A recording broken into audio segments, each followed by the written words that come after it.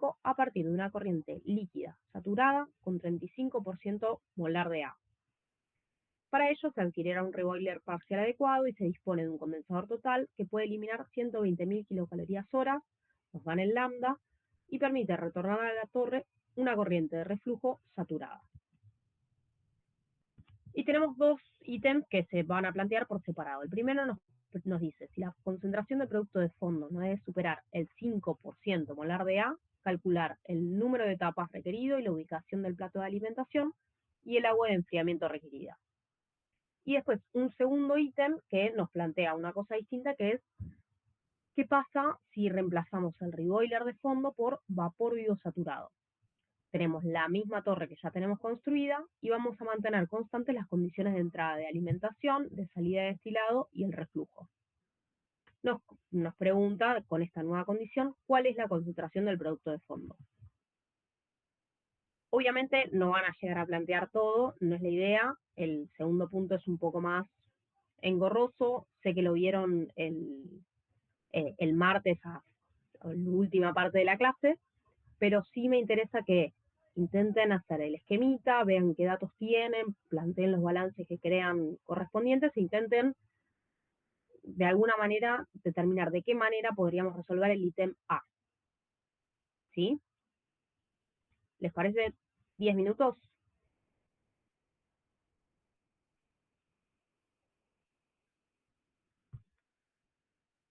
Volvemos y cuarto. No sé si alguno tiene alguna pregunta particular del enunciado.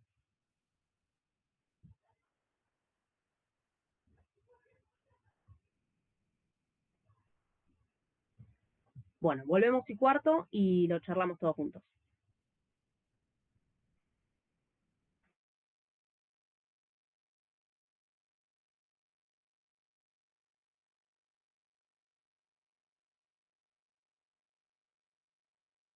Y evitamos este cabezal posterior. Es el más barato. Después vienen los de placa de tubo fija, ¿sí? LMN, son estos tres. ¿Sí? En este caso, la placa está soldada directamente, perdón, acá. La placa está soldada a la coraza, entonces eso nos genera que sea más barato, pero tiene un pero, lo vamos a ver ahora. Tenemos el cabezal flotante, de acá en adelante, T, W, S y P, que son los distintos tipos, que van incrementando en costo, bueno, el T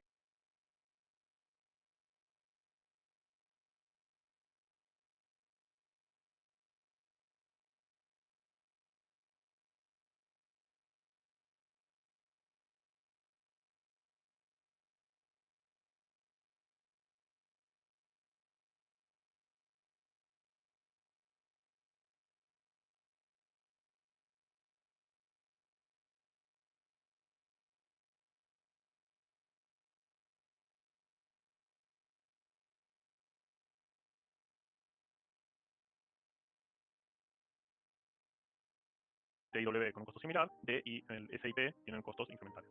El tipo T y el tipo W, ¿sí? Que son de costo similar, tienen la placa portatubos, la posterior, que no está soldada a la coraza, ven que la coraza está acá, ¿sí? Y acá tenemos el cabezal posterior, pero no tenemos, la placa portatubos no está solidaria a la coraza.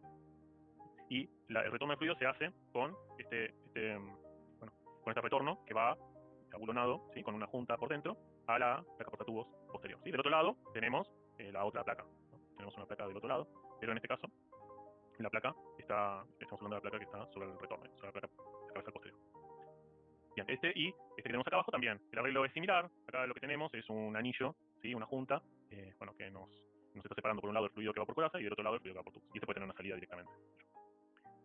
Bien, después tenemos el S. El S es similar al T, pero como pueden ver, la coraza esta termina por acá, es más grande que el diámetro que tiene la placa portatubos, y el S tiene una coraza más chica que el diámetro que ocupa este arreglo.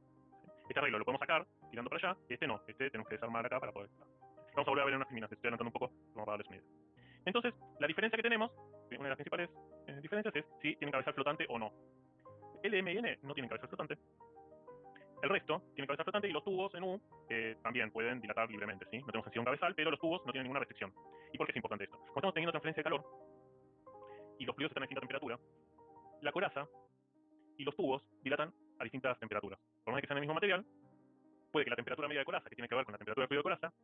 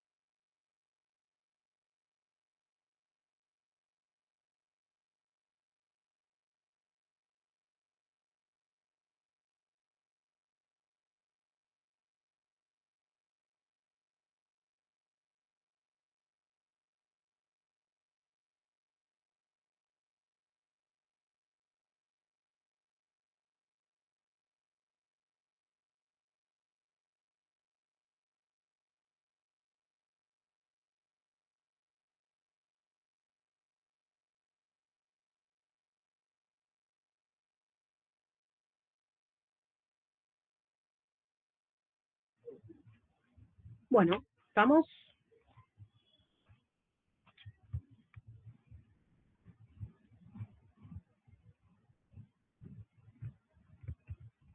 Avísenme si llegan a escuchar mucho ruido y cierro la ventana.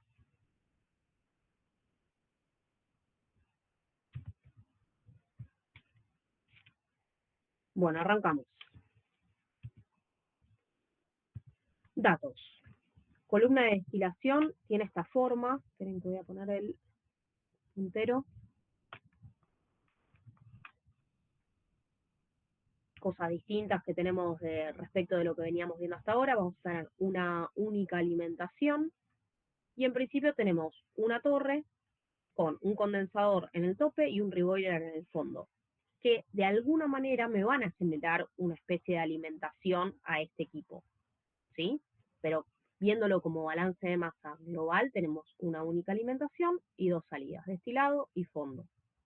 ¿Sí? Lo que yo les decía es, de alguna manera, a este equipo le vamos a alimentar también un líquido que viene del condensador y algo de vapor que viene del reboiler.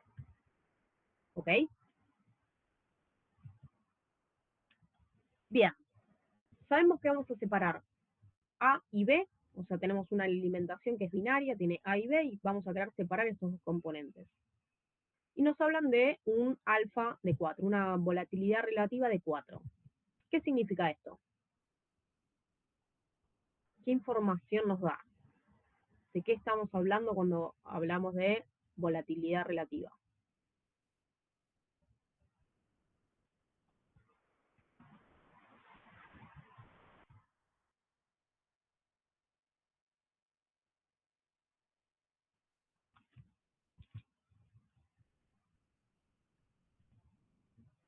¿Alguna idea? ¿Qué diferencia hay entre esta operación que es de destilación respecto de operaciones como la de absorción que veníamos viendo? Ok, relación de presiones de vapor. O sea,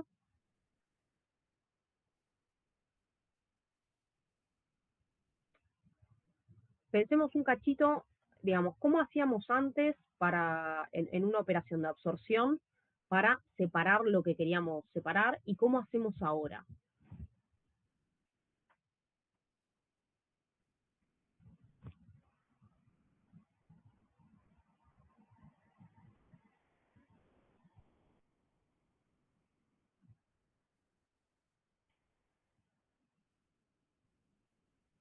¿Qué tiene de distinto? ¿Qué se les ocurre?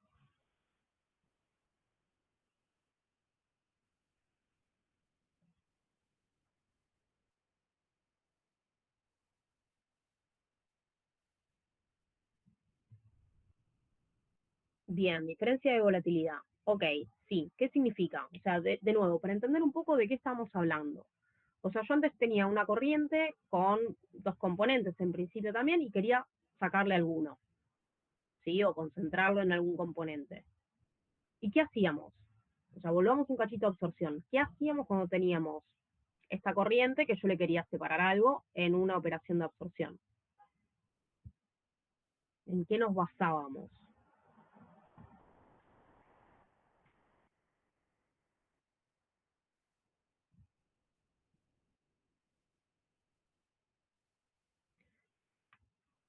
Bien, o sea, teníamos una corriente, yo la ponía en contacto con otra corriente, con otro compuesto, y de alguna manera eso funcionaba como agente másico de separación y lo que hacía es aprovechar el equilibrio con esa otra corriente para que el compuesto que a mí me interese pase de una fase a la otra.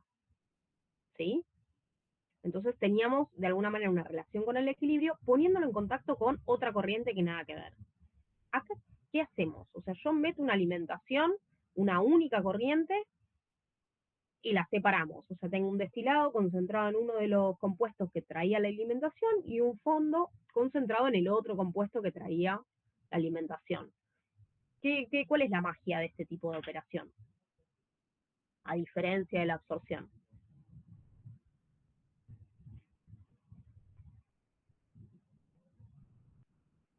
Yo antes tenía un agente másico de separación que tenía afinidad por el componente que a mí me interesaba remover.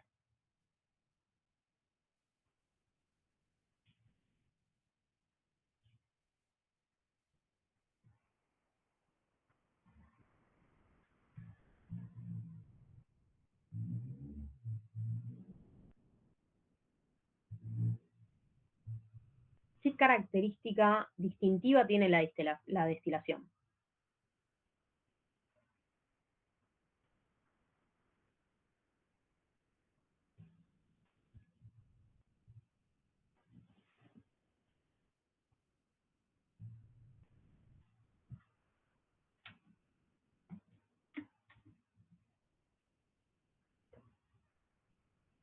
El equilibrio es líquido-vapor.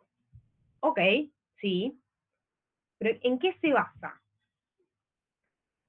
¿Se acuerdan? En química hemos hecho trabajos en el laboratorio, digo, de destilación. ¿Qué es la destilación? ¿Qué significa destilar una corriente?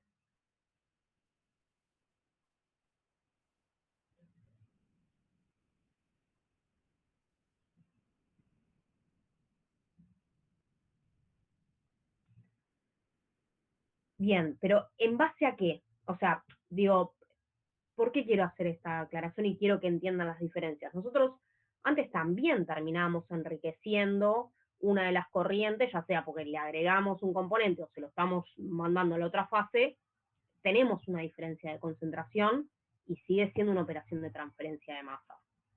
Esto, en cambio, es distinto. Ahí Renzo un poco nos dice algo distinto, que es entregar energía a una solución aprovechando las diferentes propiedades de cada compuesto. ¿Qué serían las diferentes propiedades? Y sí me interesa hacer hincapié en esto de entregar energía. ¿Qué característica tiene esta torre? ¿Qué pasa en el tope? ¿Qué pasa en el fondo?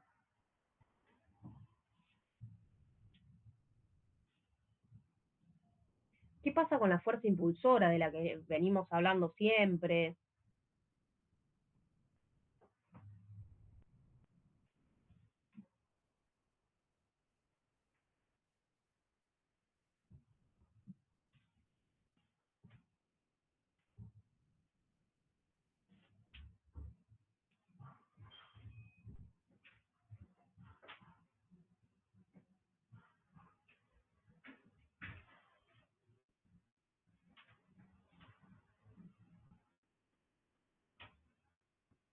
¿Qué sabemos de una torre de destilación?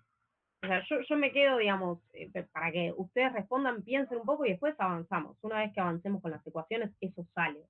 Lo que me interesa es que se detengan un cachito a pensar al inicio de cada una de estas unidades por qué es distinto esto de lo anterior.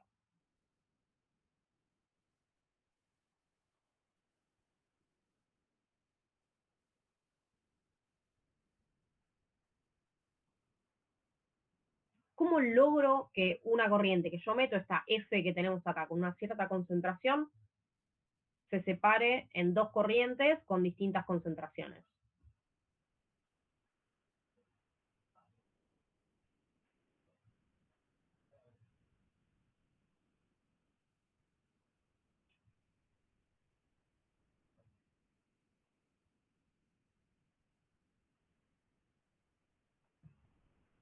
¿Qué pasa en cada uno de estos platos que vemos dibujados?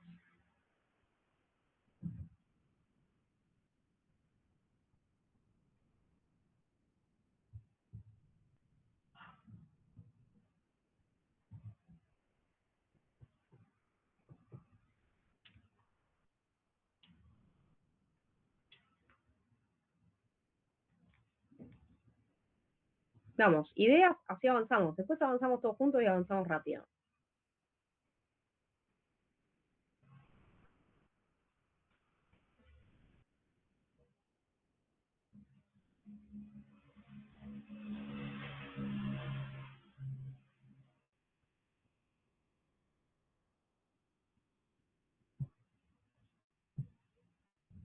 Ninguna idea, algo, una palabra.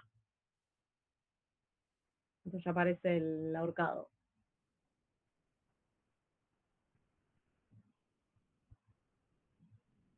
De nuevo, piensen en el laboratorio de química. ¿Qué hicieron cuando hicieron la práctica de destilación? ¿Cuál era la gracia? No era una torre de destilación, pero sí vimos destilación.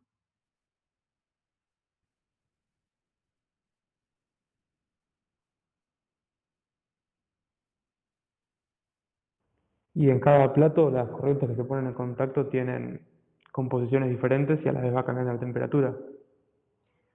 Bien, me gusta. ¿Por qué cambia la temperatura y cuál es la gracia? Perfecto, y leo un cachito lo que dice Geraldine. Le entregamos energía. La fase líquido y fase gas van a tener distintas concentraciones según la tendencia a pasar a la fase vapor de las sustancias presentes. En cada plato, las salidas corresponden a la composición del equilibrio. Sí, correcto. Y lo junto con un poco con lo que decía Bruno.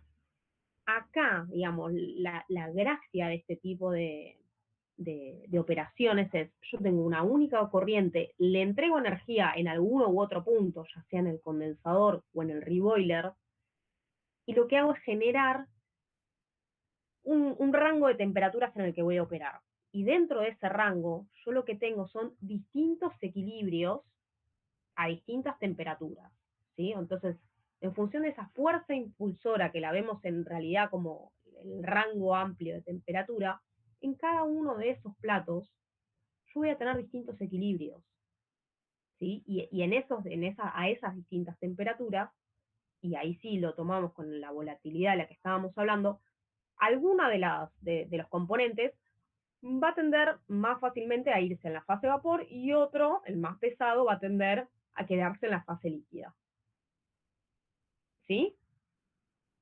Entonces, antes yo agregaba, o sea, ponía en contacto con un agente másico de separación que tenía afinidad por un componente. Acá la alimentación es única, o sea, yo no le agrego nada, ningún componente, sí le agrego energía.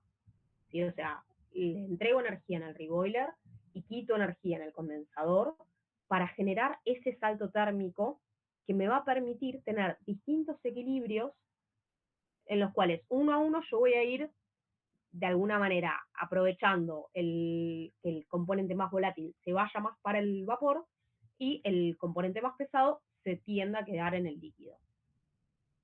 ¿Ok? ¿Se entiende esta gran diferencia entre absorción y destilación?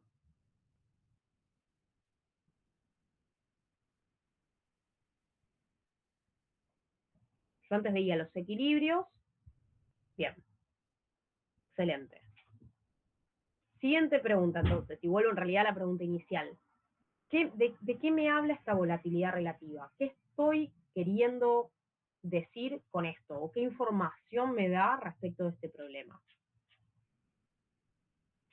¿Por qué me importaría acá la volatilidad relativa? O sea, en los anteriores jamás hablamos de volatilidad relativa.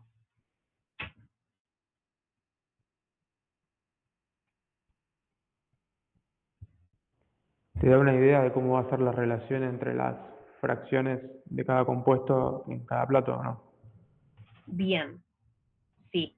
O sea, esto que ustedes decían es una relación entre la presión de vapor de los componentes. A mí lo que me interesa saber es cuán factible es que un componente se quede en la fase vapor y el otro se quede en la fase líquida. O sea, en función de cuán afines sean estos componentes, me va a resultar más fácil o más difícil separarlos. ¿Sí? Cuando nosotros teníamos, eh, no, eso no sé si lo vimos en química, pero imagínense, digamos, en compuestos orgánicos, los que se parecen mucho y tienen una temperatura de ebullición muy parecida, o sea, nosotros lo que hacíamos en el laboratorio es, listo, voy calentando y yo sé que de dos componentes hay uno que tiende a evaporarse más rápidamente, entonces se me va yendo a la fase de vapor y seguir, nosotros, digamos, lo sacábamos del sistema, lo condensábamos con algún enfriamiento e íbamos condensando, concentrando en el componente más volátil y lo que me quedaba, que no se evaporaba, lo tenía separadito y me quedaba en el líquido, ¿sí?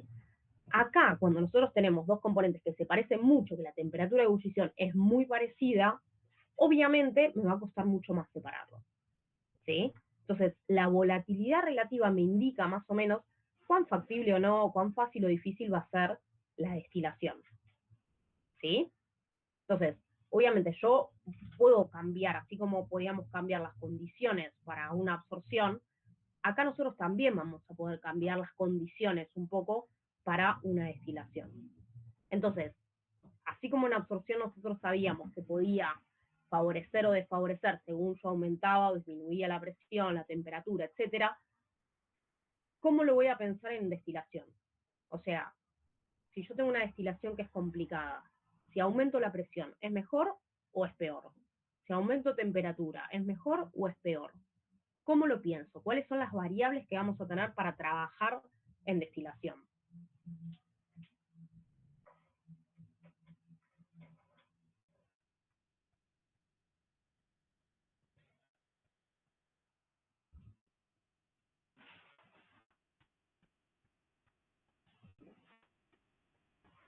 Perdón, ¿se entendió la pregunta? O sea, en absorción, si yo tenía que absorber un componente, ¿era mejor aumentar la presión?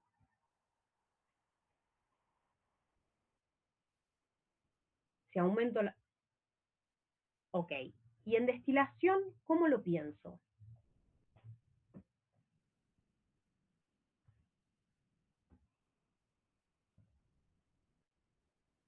Es una buena respuesta, pero no es necesariamente la correcta. De nuevo, pensando en lo que dijimos recién, por ejemplo, en esta columna, nosotros lo que tenemos seguro es generamos un salto térmico. ¿Sí? Vamos a tener distintos equilibrios eh, en los distintos puntos de la torre, donde yo voy a tener distintas temperaturas. Entonces, la primera gran diferencia con la absorción es que yo no puedo hablar de una destilación isotérmica. ¿Sí? Como sí podía ser el caso o no en absorción, pero destilación isotérmica no tiene sentido. ¿Sí? Porque, digamos, la única razón por la cual yo puedo hacer una destilación es porque genero un salto térmico. Entonces, parte de subir o bajar la temperatura no va. Entonces, ¿cómo, cómo sé yo qué temperaturas tengo que alcanzar en una destilación? ¿Cómo queda definido en definitiva? Por la presión. ¿Ok? O sea, yo tengo una presión dada y en función de qué temperatura tenga voy a tener distintos equilibrios punto a punto. ¿Ok?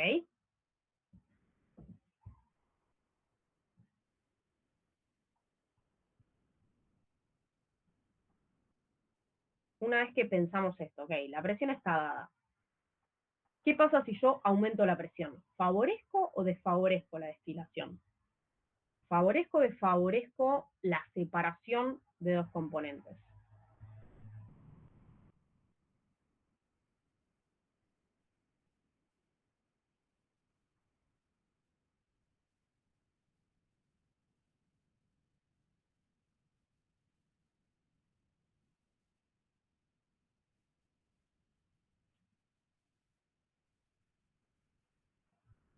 Ok, depende. ¿De qué?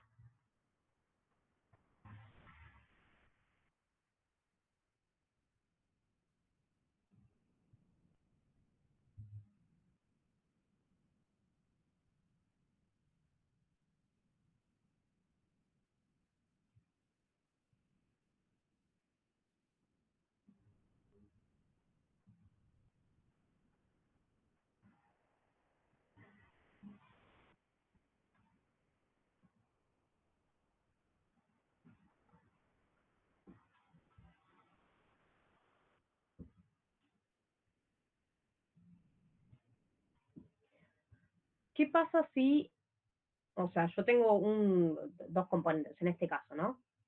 ¿Qué pasa si yo aumento la presión? O sea, en un único equilibrio, pensemos al principio.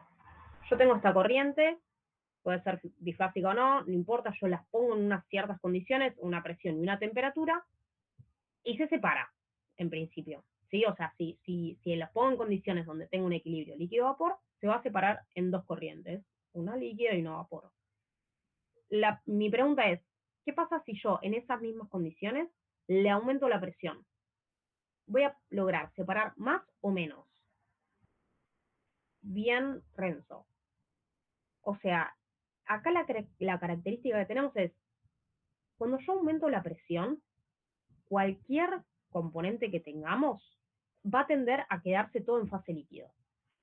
Obviamente voy a seguir teniendo equilibrios líquido-vapor, pero la tendencia es, yo aumento la presión y a una destilación la empeoro. Si la empeoro, digo, en cantidad de etapas, en función de cuán fácil o difícil me va a hacer separar, seguro peor. ¿Sí? Yo aumento la presión, la tendencia a irse de cualquiera, o sea, del componente más volátil a la fase vapor, empeora seguro. ¿Sí? Entonces, dicho esto, digo, listo, perfecto. Yo cuando tenga destilación, lo que voy a intentar es bajar la presión lo más posible, porque me va a permitir que esa destilación sea más fácil, ¿sí? Ahora, obviamente yo cuando modifique la presión, el rango de temperaturas en el que voy a tener que trabajar va a ser distinto y va a estar relacionado con cuánto quiera separar, cuáles son los equilibrios que se me generan digamos, en los extremos, y eso va a traer aparejados otros problemas, ¿sí? Que los vamos a ir viendo. Pero en principio lo que quiero que ustedes se lleven es destilación, siempre que pueda hacerlo a menor presión, va a ser mejor. ¿Qué significa va a ser mejor? Me va a requerir menos etapas.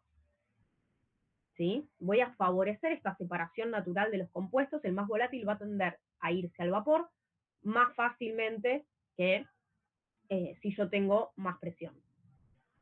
¿Ok?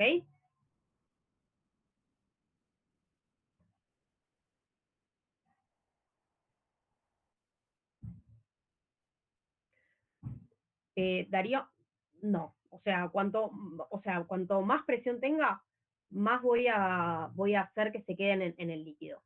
¿Sí? O sea, aumentar la presión a la destilación en sí no va a ser una gran solución. O sea, cuando los compuestos se parecen mucho, lo que yo voy a tener que intentar hacer, o sea, ¿vieron cuando tenemos, por ejemplo, en toda la parte de orgánicos, no sé, tenemos isopentano y N-pentano?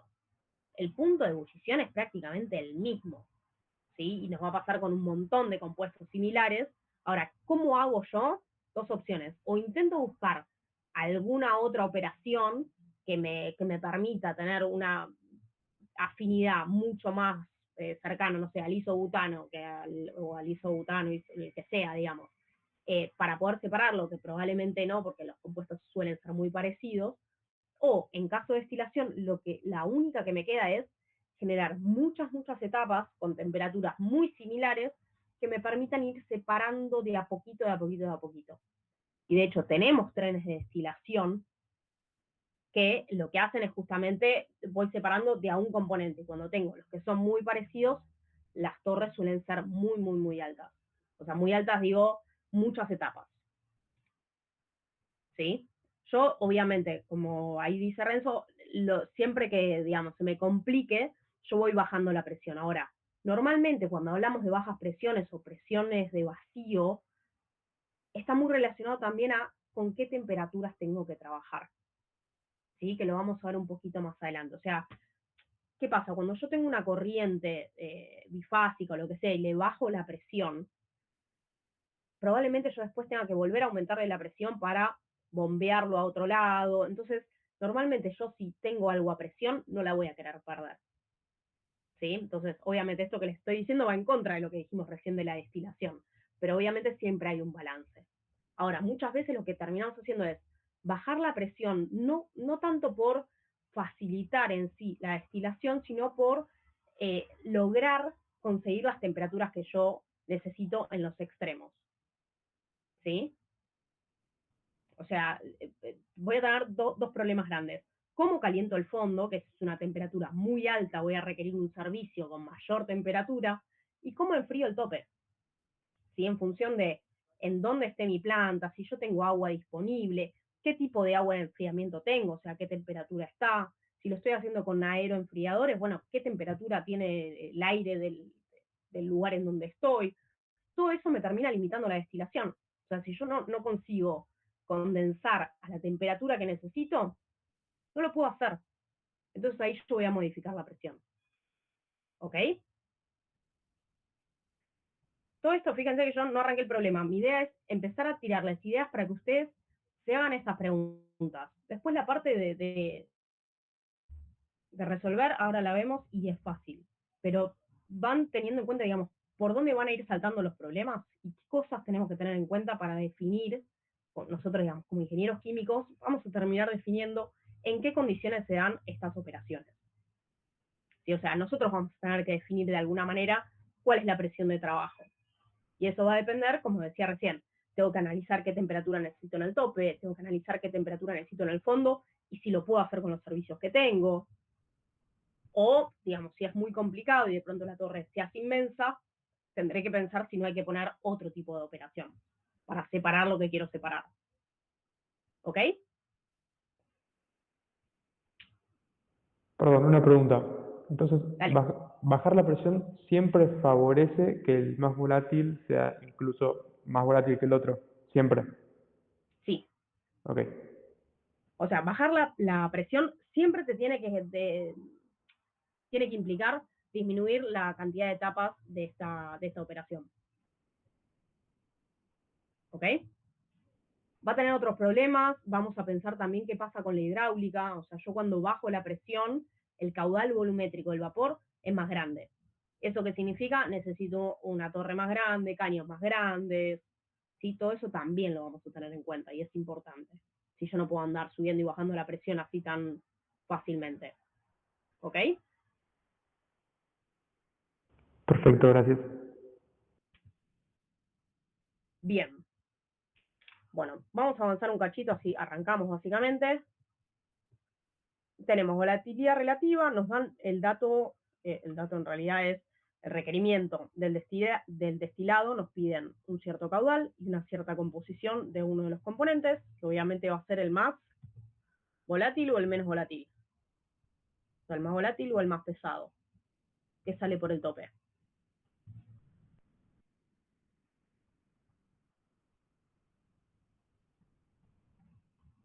Bien, más volátil, perfecto.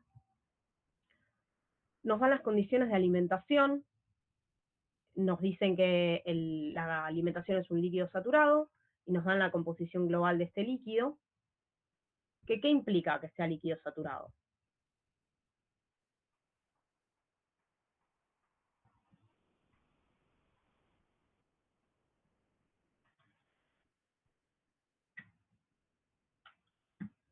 Líquido saturado sea Q igual a 1, ok. Ahora vamos a ver qué es Q, pero perfecto. Y de alguna manera, ahora creo que esto, bueno, reboiler parcial y condensador total. ¿Cuál es la diferencia entre estos dos, más allá de que el reboiler calienta y el condensador enfría? ¿Qué implica que sea parcial o total?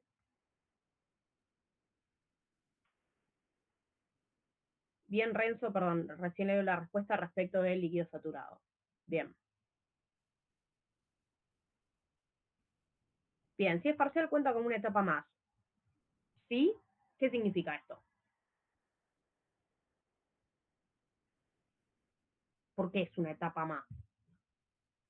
Bien. Sale en equilibrio, o sea, lo que me importa en realidad cuando es un reboiler parcial o un condensador parcial es que yo no, digamos, la corriente que ingresa no la vaporizo toda o la condenso toda, según cuál sea el caso, sino que termina siendo un equilibrio más. Va a estar a una cierta temperatura, algo se va a evaporar y algo va a quedar como líquido, en el caso del reboiler. En el caso del condensador, algo condensaría y algo quedaría como vapor. ¿Sí? Entonces, la gran diferencia entre un equipo de intercambio de calor que sea parcial o total es que la salida es o una salida de una sola fase o una salida que es bifásica. O en realidad, en este caso, el reboiler parcial, nosotros lo que vemos son dos salidas. Una vapor que reingresa a la torre y la salida de líquido que es mi producto de fondo. ¿Ok? Entonces, cuando tenemos intercambiadores parciales, para nosotros lo tratamos igual que como si tuviésemos una etapa más de equilibrio. Bien, condensador total nos da además el calor de condensación y el lambda del producto de tope, que de alguna manera nos va a ayudar para calcular un cierto caudal que circula por ese intercambiador. Y una cosa que acá, digamos, no lo dice en sí, pero el hecho de que nos dé un alfa, o sea, una relación entre volatilidades de los productos que yo estoy manejando, de alguna manera me está definiendo, o sea, no me lo dice específicamente, pero me define unas ciertas condiciones de operación. O sea, de alguna manera me dice, lambda igual a 4, ¿a qué presión? No lo sé, pero es una presión fija. ¿Sí? Como decíamos antes, si yo bajo la presión, la diferencia de volatilidades va a tender a aumentar. ¿Sí? O sea, me va a facilitar la destilación. Y en contrario, si yo aumento la presión, ese alfa, o sea, la volatilidad relativa entre los componentes, va a ser mucho más chica. ¿sí? Se van a parecer mucho más esas presiones de vapor. ¿Ok?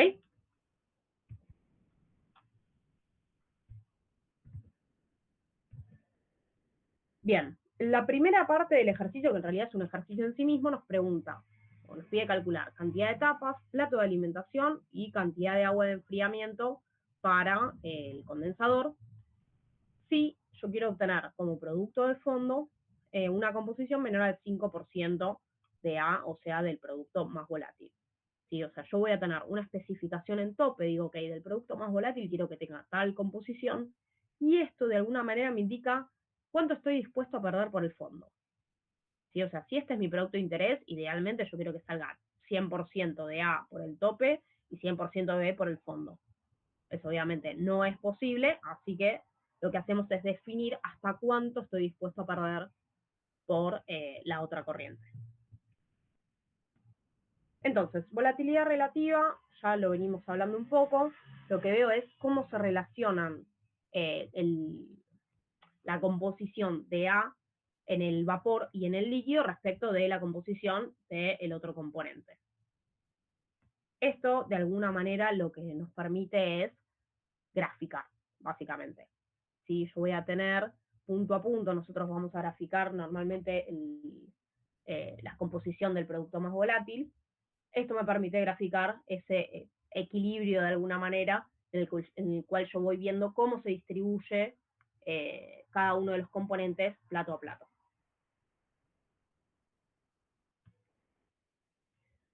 Balance de masa.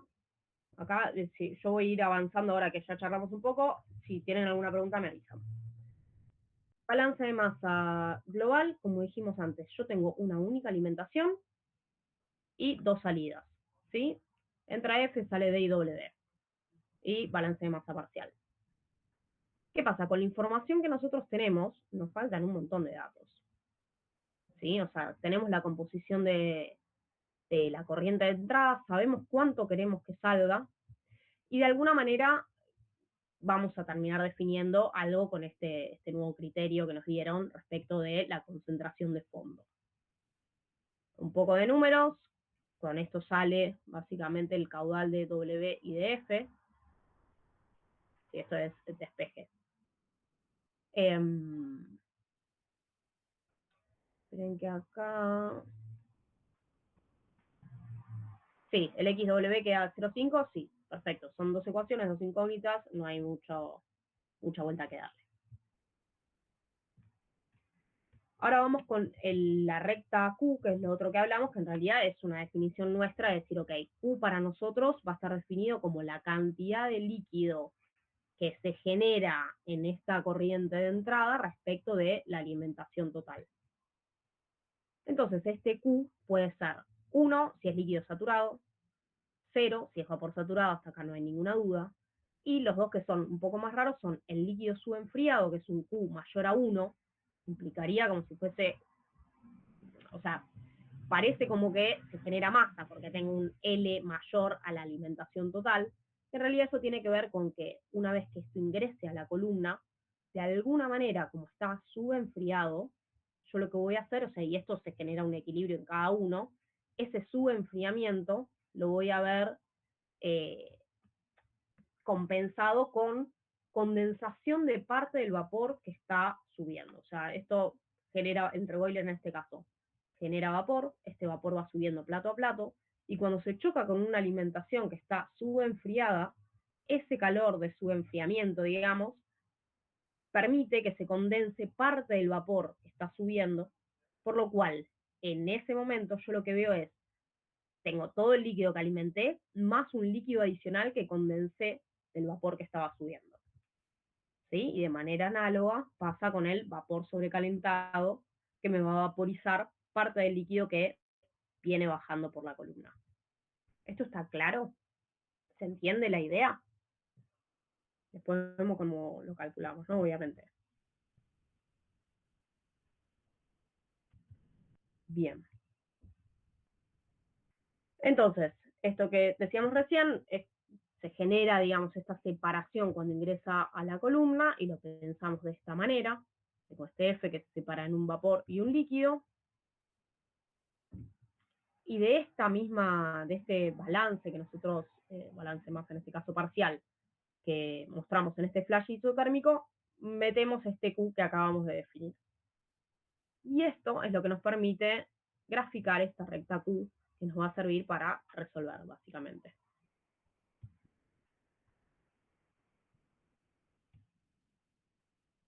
Bien, seguimos avanzando y lo que nosotros hacemos en este tipo de operación es definir como justamente este equipo. Voy a tener siempre caudales internos, un líquido que viene bajando y un vapor que viene subiendo.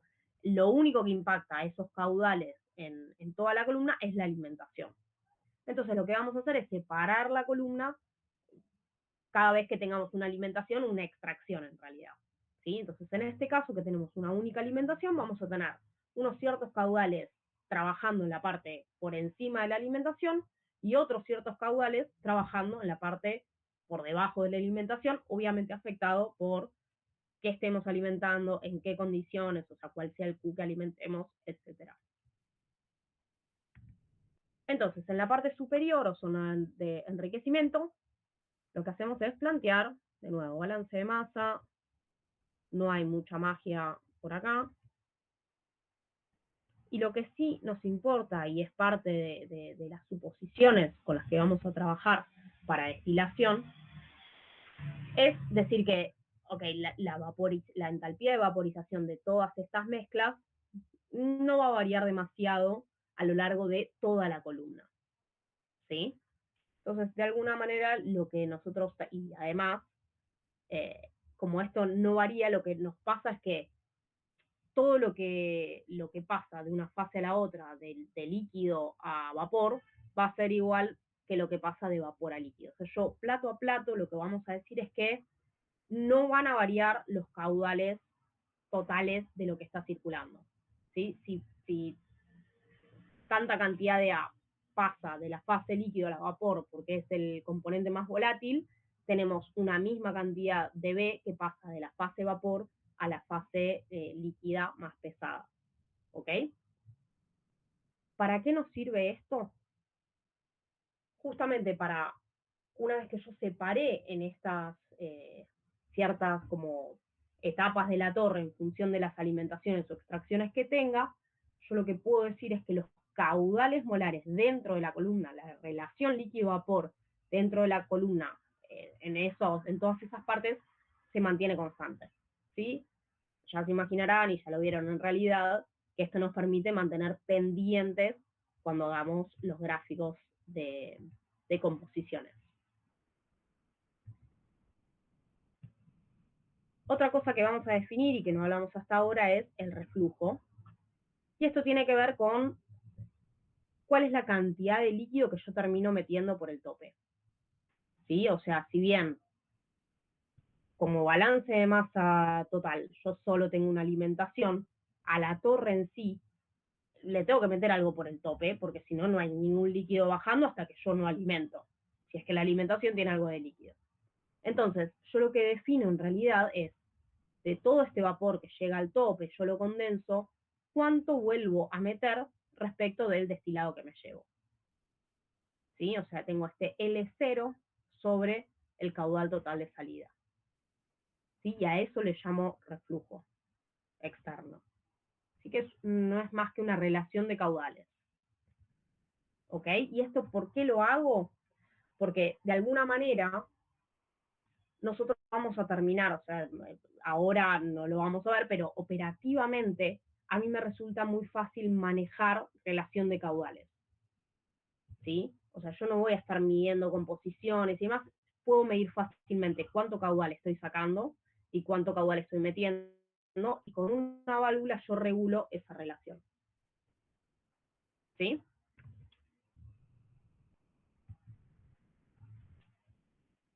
En base a la definición de este reflujo, nosotros vamos a tomar esta ecuación que teníamos genérica para la parte superior de la columna, vamos a terminar definiendo en función de caudales circulantes que se mantienen constantes a lo largo de toda la columna, L y B, caudal de salida, composición de salida, que para nosotros va a ser normalmente un requerimiento, y esto con un poquito de juego matemático, lo vamos a terminar relacionando con R. ¿Por qué no lo dejo en función de L y B? Porque yo no tengo forma de medir cuál es el caudal de líquido que baja de plato a plato ni el vapor que sube, pero sí puedo medir estos caudales externos que están en un caño. ¿Sí? Bien, la entalpía de vaporización, de alguna manera, lo que esto vamos a ver cuando veamos multicomponentes, que obviamente no es del todo válido, pero lo que sí digo es que el calor que yo genero, o sea, de alguna manera yo tengo algo que se vaporiza, o sea, que tiene una entalpía asociada a la vaporización, va a ser igual a la entalpía que se lleva para el otro lado la condensación del componente más pesado. Entonces, de alguna manera, si esa mezcla, la entalpía para un lado es igual a la entalpía para el otro, me permite decir que voy a estar transfiriendo misma cantidad de moles para un lado que para el otro. Para un lado o para el otro, digo, para el líquido o para el vapor.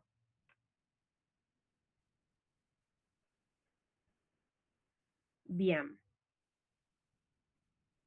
Entonces, esto que no lo puedo medir, lo paso a reflujo, que además es una variable que yo puedo manejar desde afuera de la torre y la voy a terminar definiendo para justamente controlar lo que quiero controlar, que en nuestro caso va a tener que ver con cuál es la composición de salida de esta torre, del tope, ¿no? XD.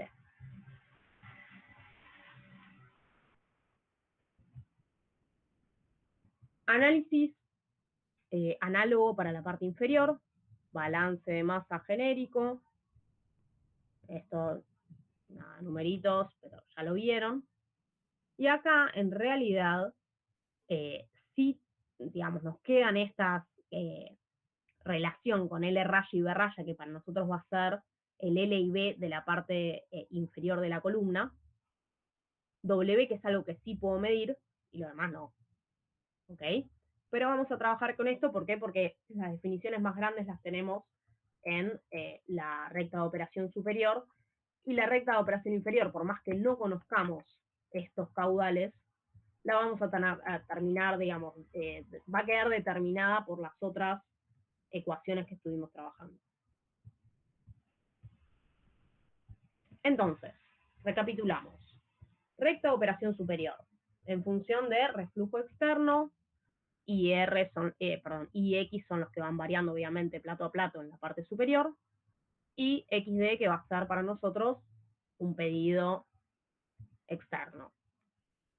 Después tenemos la recta que está determinada en función de cuál sea la condición de alimentación, la recta, lo que le llamamos la recta Q, y la recta de operación inferior, que las cosas que sí nos importan son caudales, o sea, este caudal sí lo puedo medir, que es el caudal de salida, y obviamente la composición del producto de fondo, que también puede venir con algún pedido, como en este caso, decir, ok, ¿hasta cuánto estoy dispuesto a perder del producto de interés? Todo esto que está marcadito no lo conocemos en principio, y además, perdón, esto nos faltaba clave, el equilibrio en función de la volatilidad relativa entre estos componentes para la presión de trabajo, que no sabemos cuál es, pero es una, ¿sí? Que si la cambiamos, este alfa va a cambiar. Entonces, vamos paso a paso. Nosotros, como dato, un dato adicional que no trabajamos hasta ahora, tenemos el calor del condensador. Tenemos calor y tenemos lambda. Entonces, básicamente, lo que podemos calcular es un caudal total de ingreso al condensador. Y en realidad es todo el caudal que voy a condensar. Me sirve esto porque, si bien este B1 por sí mismo no me sirve, sí sé que todo este caudal se divide en definitiva entre D y L0. ¿Ok? Y el D nosotros ya lo conocemos, teníamos ya resuelto el balance de masa total. Entonces, en definitiva, calculamos L0 y por lo tanto calculamos el reflujo. ¿Ok?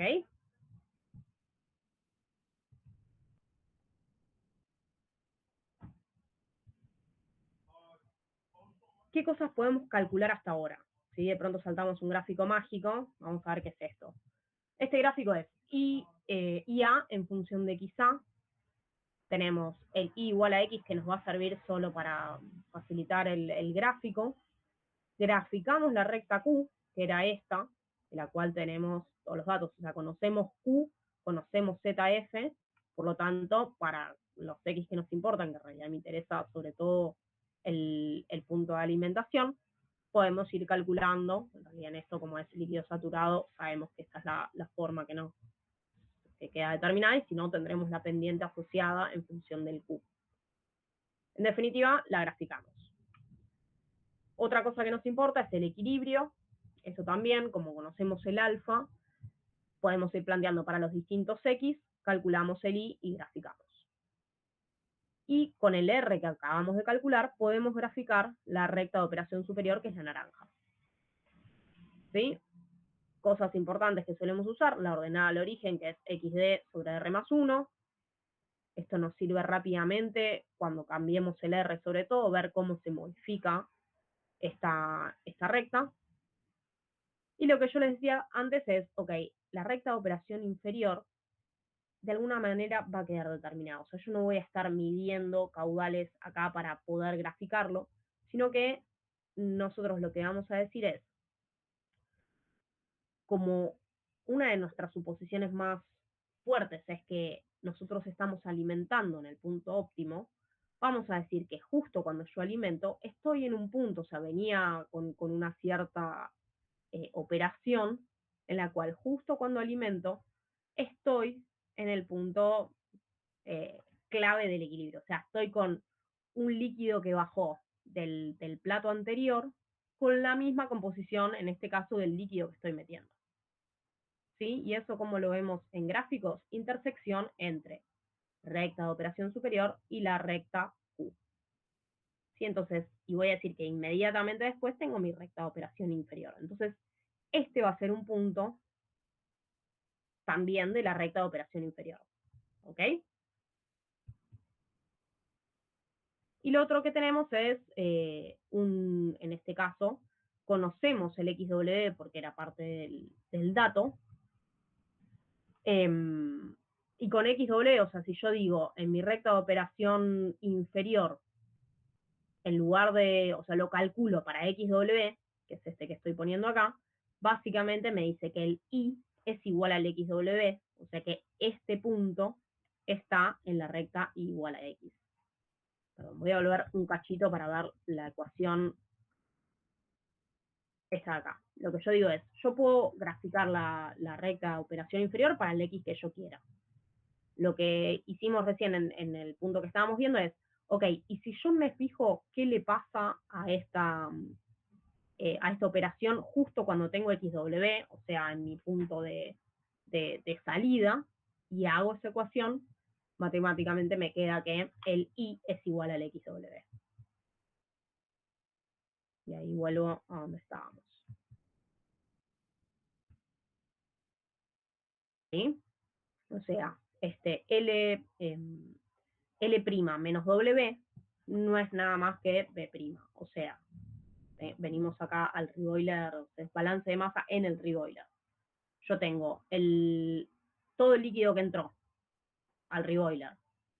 Le saco el caudal de líquido que saqué por el fondo, ¿qué diferencia me da? B raya. ¿Sí? O sea, esto de acá arriba es B raya sobre B raya es 1, así que esto me queda XW. ¿Ok? Entonces, si un punto de la recta de operación inferior era este, y el otro es XW, I igual a XW, estoy acá, la recta de operación inferior queda determinada. ¿Ok? ¿Está claro hasta acá?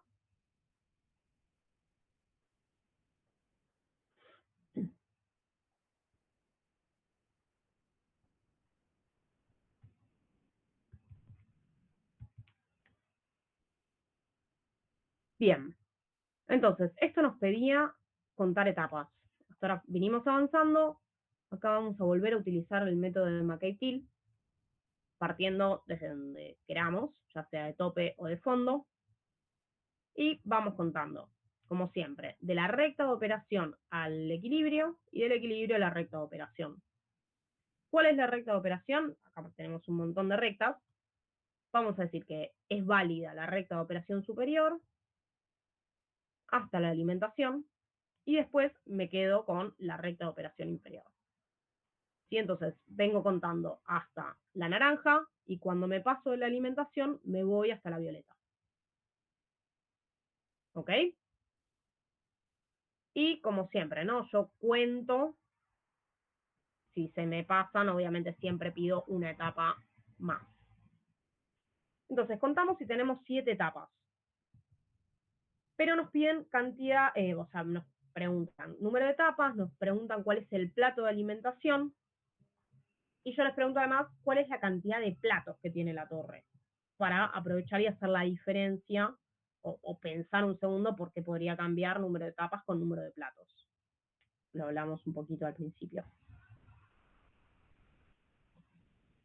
Para todos está claro que son 7 etapas. Ahora, ¿cuánta cantidad, o sea, qué número de platos le pongo a la torre en sí?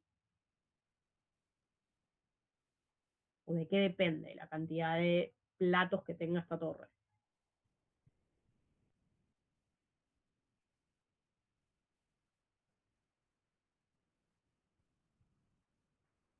Bien, entonces, en principio 6. ¿Y qué están suponiendo para decir 6 platos? Además de que tenemos una etapa que corresponde al reboiler parcial. ¿Qué otra cosa estamos dando por sentada? Perfecto, etapas ideales. Entonces, si tenemos etapas ideales, una por cada etapa, ojo porque si tenemos alguno de los intercambiadores o los dos que sean parciales, eso ya me cuenta como una etapa de equilibrio. Entonces, la torre en sí va a tener menos platos. Perfecto. Plato de alimentación, lo que acá vamos a analizar es, cuenten desde donde quieran, ¿no? Pero acá contamos desde arriba, decimos 1, 2, 3, y acá estamos diciendo, ok, alimento en el cuarto plato, ¿sí? Y acá ustedes pueden decir, ¿por qué el cuarto? ¿Por qué? O sea, ¿por qué? ¿O cómo lo pienso? Yo tengo que pensar que en realidad, por más que esto no sea óptimo, porque no cae justo, yo sé que estoy alimentando con un líquido con este X, ¿sí? 0,35 creo que era. ¿Sí? Y este X, mi ideal sería que justo de una etapa salga un líquido con esta composición. Entonces, acá tenemos dos opciones. Yo vengo, plato 1 sale con con líquido con esta concentración. Plato 2 sale un líquido con esta concentración. Plato 3 sale con esta, que es 0,40 y pico. Plato 4 sale con esta composición. ¿Por qué dije yo plato 4? Porque veo que este líquido se parece más a la salida del 3. Entonces, ¿qué decimos? Ok, lo mezclo con el 3, que es lo más parecido que tengo, y los meto al 4. Entonces yo alimento el líquido en el plato 4. ¿Ok?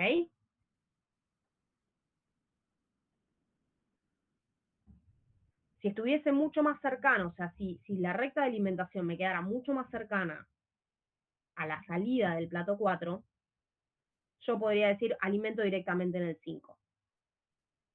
¿Ok? Esto es súper exquisito igual. ¿Se entendió?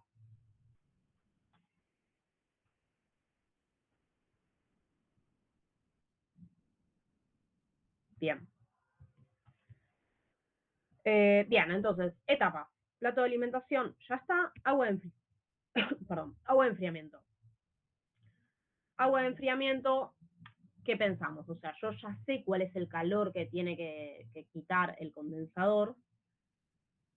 Lo que decimos, ok, para el lado de enfriamiento, o sea, por un lado tenemos la condensación y usamos cantidad, o sea, el caudal por lambda. Ningún problema. Ahora, para el agua de enfriamiento, nosotros no vamos a tener un cambio de fase. Normalmente tenemos el muy conocido MCP delta T. ¿Ok? Agua de enfriamiento, el CP del agua, no nos vamos a matar. ¿Qué vamos a suponer para el delta T? Porque lo que nosotros nos piden es cuál es la masa de agua que vamos a necesitar para lograr esta condensación. ¿Cuánto delta T le ponemos?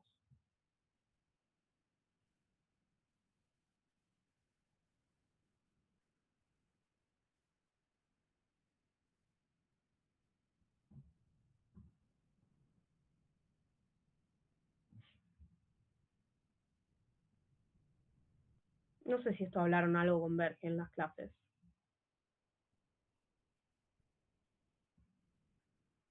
5 grados puede ser, va a depender en definitiva, y esto es parte de lo que hablaba antes, no sé si de seguridad, pero es un parámetro típico de cuánto, digamos, yo, ¿con qué enfrío? Con agua. Y normalmente, ¿qué tengo en una planta? No es que yo tomo agua del río y la uso para enfriar, se calienta y la tiro de nuevo al río. Normalmente, cuando nosotros tenemos un circuito de agua de enfriamiento, es un circuito cerrado o semicerrado, en el cual nosotros probablemente tomemos agua del río, pero tomamos agua una vez, la utilizamos y una vez que sale caliente, yo en la misma planta la vuelvo a enfriar con normalmente torres de enfriamiento, que es algo que ya vieron y que vamos a volver a ver en esta materia. Pero en definitiva, ese delta T, o sea, cuánto puedo yo calentar el agua, va a depender de ese circuito de enfriamiento de la planta en la que yo esté trabajando. ¿Sí? Entonces, normalmente, yo si bien podría tener un intercambiador súper grande y tener un súper calentamiento del agua, yo pues ese agua la tengo que reutilizar, la tengo que enfriar. Entonces, normalmente lo que se hace es definir un delta T máximo para el circuito de enfriamiento y bueno, si necesitas más calor, ponele más agua, o sea, utilizar mayor cantidad de agua, pero manteneme la temperatura del agua en estos rangos. ¿Ok? Puede ser 5, puede ser 7, puede ser 10, puede ser 15, creo que acá le pusimos 10. La idea es, ok, tener una idea de cuánto podría ser, más o menos entre 5, 10, 15, y yo defino, eh, y termino calculando cuál va a ser la masa de agua requerida para este equipo. Y obviamente esto, o sea, los que estén haciendo P2 o los que ya hayan hecho P2, saben que esto me va a terminar definiendo también cómo va a ser este equipo.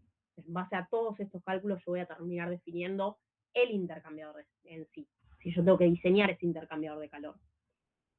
Algo que no vimos acá y que lo vamos a ver un poquito más adelante es decir, ok, yo puedo usar este agua, porque acá ni vimos cuáles son las temperaturas de trabajo dentro de la torre, pero van a ser importantes. ¿Sí? Yo tengo que estar segura que con el agua que tengo en la temperatura de este circuito de agua, voy a poder enfriar hasta la temperatura que yo quiero. ¿Ok?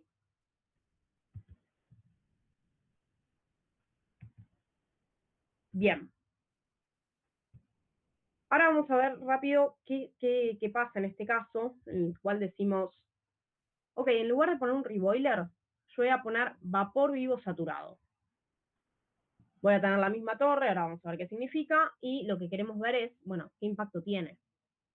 O sea, cómo cambia la concentración del producto de fondo cuando yo hago este cambio.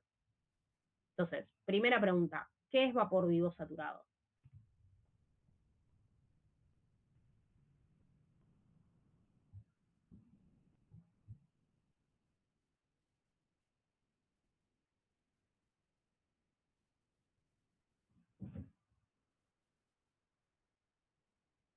¿Esto lo llegaron a ver el martes? Estaba en la última parte de la clase.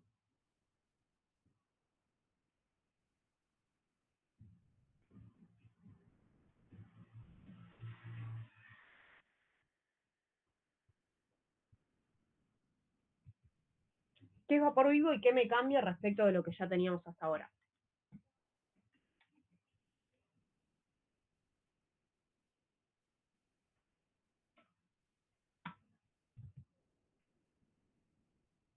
¿Alguna idea?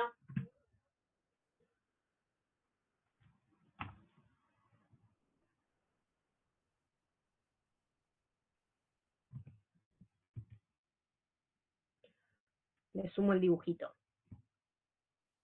O sea, yo no tengo más este intercambiador de fondo y le agrego vapor saturado directamente por el fondo. ¿Sí? O sea, ya no tengo el retorno del reboiler que me alimenta al fondo de la torre, sino que directamente yo agrego una corriente de vapor al fondo de la columna. Así que evidentemente, o sea, lo tendría que tener de algún otro, digamos, como subproducto de algo de mi planta. No voy a generar este vapor específicamente para esto. ¿Sí? Pero, ¿qué impacto de una me dicen que tiene esto? ¿Qué estoy afectando seguro?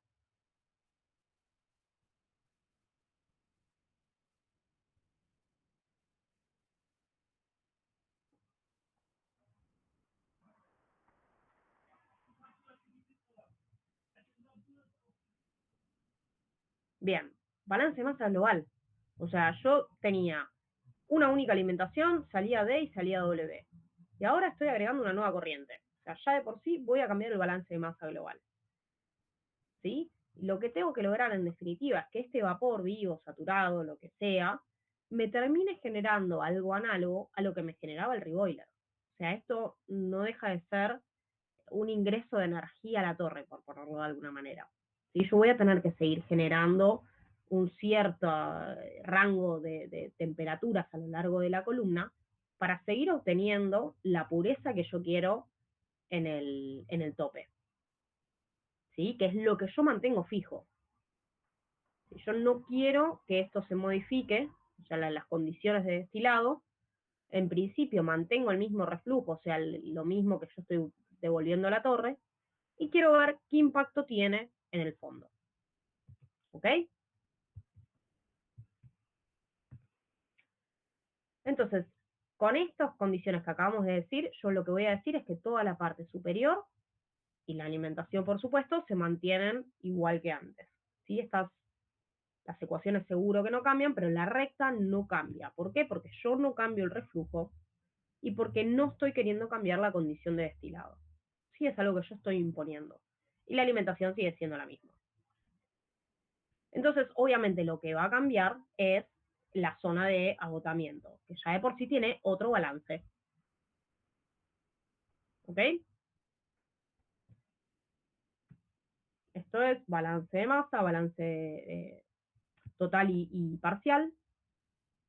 Y yo termino obteniendo una nueva ecuación de recta de operación inferior. ¿Por qué? Porque me cambió el balance de masa de la zona inferior. Y esta es la nueva ecuación de la nueva ROI. ¿Sí? ¿Qué impacto tiene esto? Esto, perdón, también va a cambiar el balance de masa global, que ya lo charlamos, pero sí me importa, o sea, si bien yo en el balance de masa global me aparece este nuevo caudal, como yo digo que este vapor es vapor vivo, lo que estoy considerando en realidad es que este vapor es puro componente, o sea, no tiene composición de A en esta corriente. ¿Sí? Es un vapor vivo 100% del producto más pesado. Entonces, en el balance de masa parcial, este término que queda cero. ¿Ok? Tenemos un montón de incógnitas. ¿Y qué hacemos? Porque antes nosotros del balance de masa global y parcial calculamos cómo se distribuía los caudales en tope y fondo. ¿Qué cambia ahora? O sea, tengo la misma alimentación que antes, tomo ese caudal de entrada. ¿Qué otros datos tengo para yo poder resolver este sistema de ecuaciones?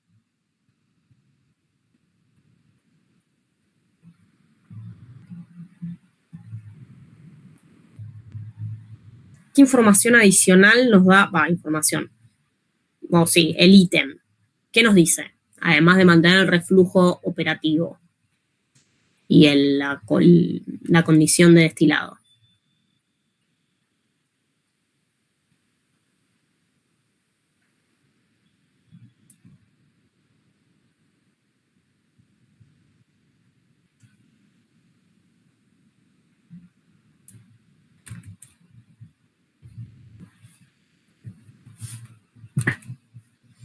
¿Qué otro dato tenemos que utilizar? Bien, Perfecto, Darío. Nos dice, la torre ya está construida. Entonces, ¿esto qué significa? El tachito este, o sea, yo le saqué el equipo que estaba acá, probablemente, no sé, quedó fuera de servicio. Yo esta corriente la saco pura, o sea, esto es juego de válvulas, no es que no me importa si el equipo se corrió del lugar o no, pero sí me importa que yo le estoy metiendo en lugar de esta alimentación de salida del reboiler, le estoy metiendo directamente vapor. Pero el tachito este está construido. La cantidad de platos que yo le puse adentro es fija.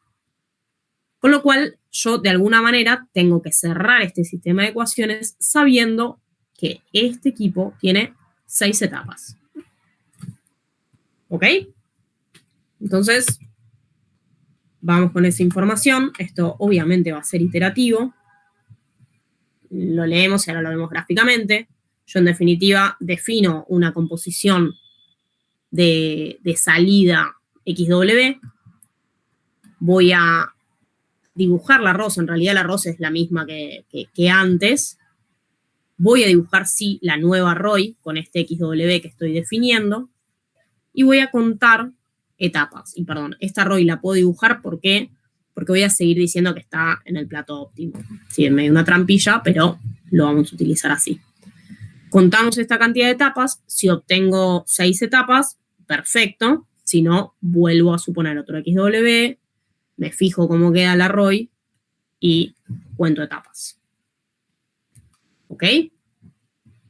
¿Cómo se ve esto?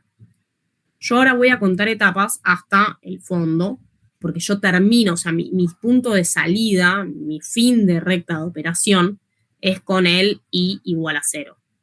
Si yo antes tenía que terminar cuando salía del equipo, que era con mi XW igual a el I. Ahora yo cuento hasta acá abajo. ¿Ok? Entonces, en función de cómo voy variando mi recta de operación inferior, mi nueva recta de operación inferior, yo cuento etapas hasta que me dé 6 etapas. Entonces, ¿qué impacto piensan que puede tener en este caso el hecho de cambiar el reboiler por vapor vivo? ¿Qué ventajas, desventajas? ¿Qué les parece que deberíamos obtener? ¿Un XW mejor o peor? Acá les muestro los resultados y los charlamos.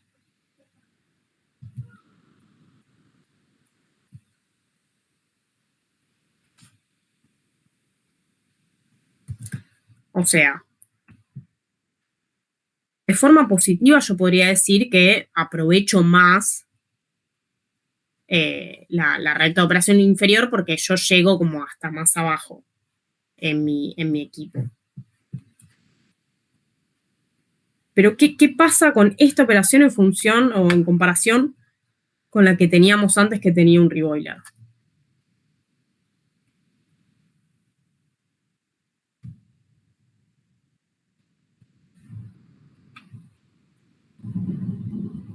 ¿Qué cosas ven de esta comparación de resultados, digamos?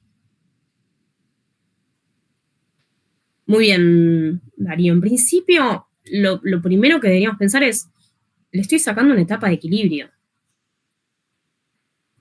¿Sí? Entonces, debería ver que yo separo menos. ¿Ok? Y veamos un poco más, o sea, no solo, esto es prácticamente igual, 0,05 a 0,052, esto no parece cambiar demasiado, pero fíjense qué pasa con el caudal de destilado. O sea, yo mantuve el 0,95, pero fíjense que el impacto lo voy a ver más fuerte, la cantidad de destilado que estoy sacando, que quizás en esta composición de acá. ¿Sí? Tengo menos destilado, obviamente menos L0 porque la relación de reflujo la mantengo constante. Y fíjense que tengo un caudal de fondo mucho mayor que antes. ¿Por qué? Porque estoy alimentando todo el tiempo una cierta cantidad de vapor que tiene que salir. O sea, mi balance de masa incluye F, incluye el vapor vivo, y eso tiene que seguir saliendo entre D y W.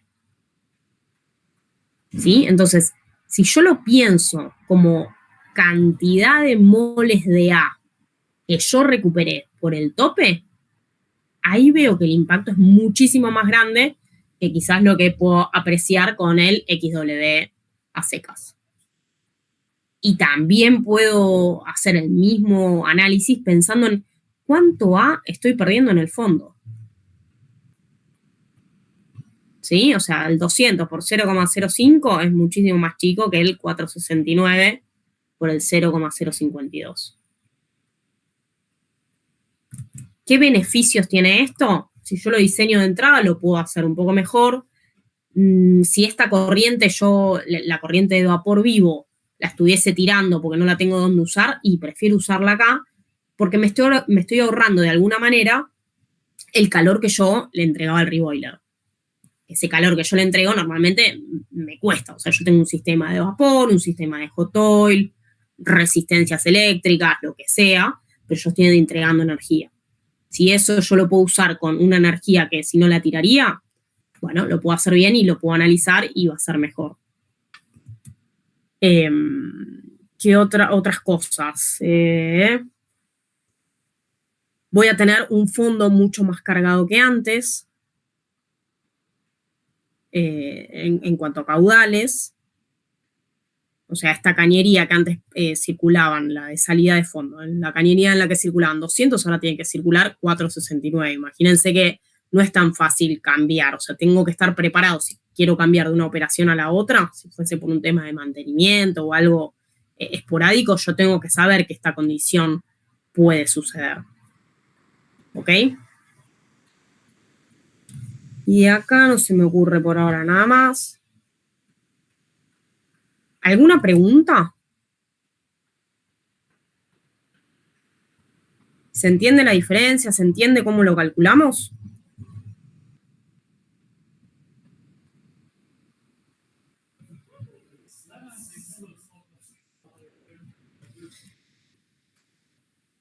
Ok. Voy a pasar al ejercicio 2. No se preocupen, sé que queda poco tiempo.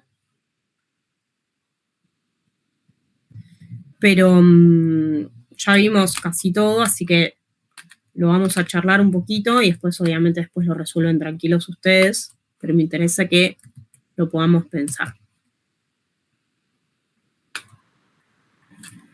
El ejercicio 2 dice lo siguiente.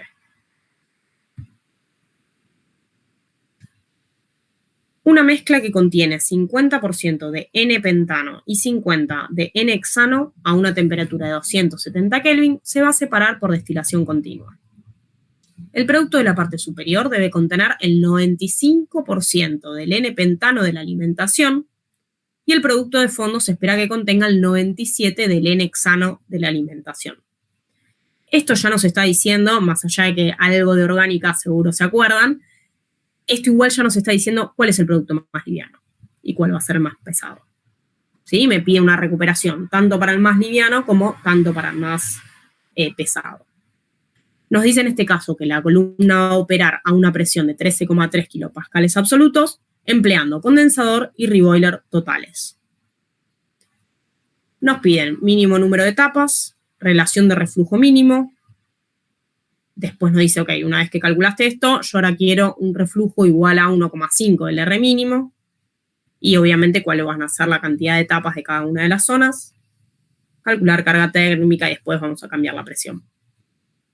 Entonces, me interesa que rápidamente veamos estos dos primeros puntos que tienen que ver con entender cuáles son los extremos de este proceso. Estos son los datos que nos dan estos dos gráficos. ¿Qué cosas ya podríamos esperar respecto de la presión? ¿Sí? Esto es un segundo porque no lo vamos a llegar a ver con números, pero sí me interesa que con lo que ya dijimos antes, esperen que se me colgó esto.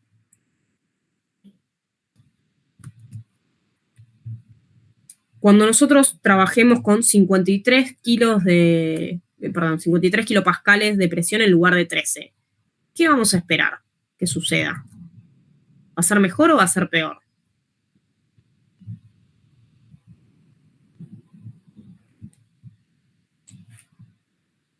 Esto es rápido. ¿Mejor o peor? Subo la presión. ¿Qué le pasa a la destilación? ¿Mejora o empeora?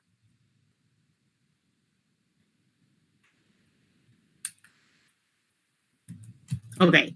Quédense con esta idea porque cuando lo hagan vamos a querer que los resultados tengan relación con lo que nosotros ya sabemos conceptualmente. Estos son los datos, esto no agrega más información, tema condensador parcial y condensador total, ya lo vimos, condensador parcial voy a tener salidas de distintas fases, total, única salida líquida y yo después la divido. Similar con reboiler parcial y total. Nosotros, bueno, los que estén haciendo P2 o los que hayan hecho, van a ver que en realidad los reboilers suelen ser siempre parciales. O sea, aún cuando tenemos un termosifón, que yo vuelvo a meter toda la corriente de salida a la torre, esa corriente sigue siendo líquido vapor.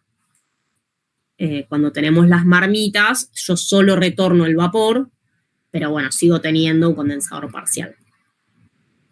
Esto es la marmita que los que estén haciendo OP2 ya la conocen o la van a conocer dentro de poco. Lo vamos a seguir viendo. Entonces, mínimo número de etapas. ¿Qué tenemos que pensar cuando queremos calcular el mínimo número de etapas? ¿Qué representa en definitiva esto? ¿Con qué está relacionado de lo que ya vimos anteriormente? ¿Sí? O sea, estas son como las condiciones extremas que nosotros planteamos o casos extremos en destilación.